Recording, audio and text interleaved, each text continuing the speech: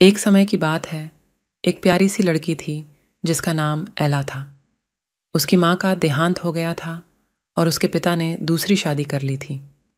सौतेली माँ अपने साथ दो बेटियां लेकर आई जिनका नाम अनास्तासिया और ड्रिसेला था।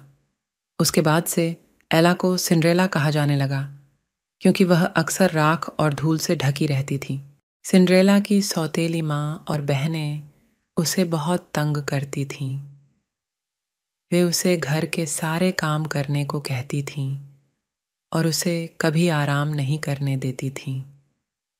वह अपनी सौतेली माँ और बहनों की सेवा में लगी रहती थी, लेकिन वह कभी भी अपनी मुश्किलों से हार नहीं मानती थी।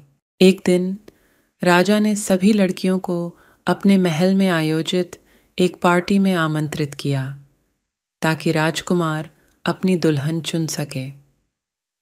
सिंड्रेला भी पार्टी में जाना चाहती थी, लेकिन उसकी सौतेली माँ ने उसे जाने से मना कर दिया और उसकी ड्रेस फाड़ दी।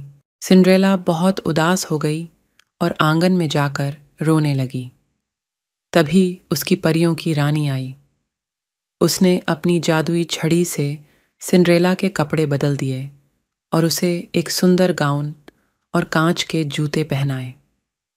उसने एक कद्दू को बग्घी में बदल दिया और चूहों को घोड़ों में बदल दिया। परियों की रानी ने सिंड्रेला से कहा, याद रखना, यह जादू केवल आधी रात तक ही चलेगा, इसलिए तुम्हें 12 बजने से पहले वापस आना होगा।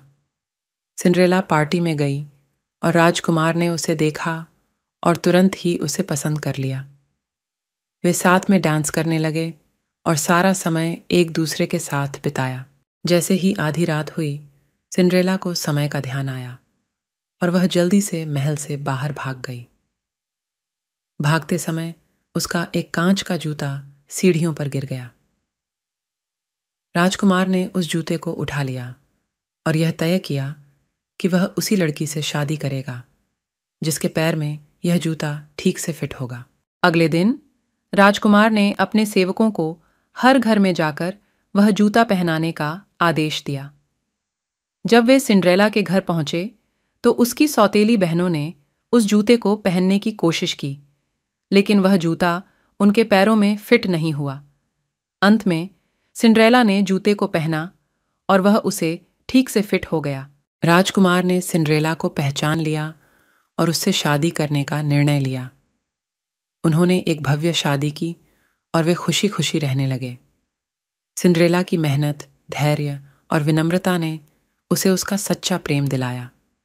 अंत इस तरह सिंड्रेला ने अपने जीवन की कठिनाइयों को पार किया और एक सुखी और खुशहाल जीवन जिया।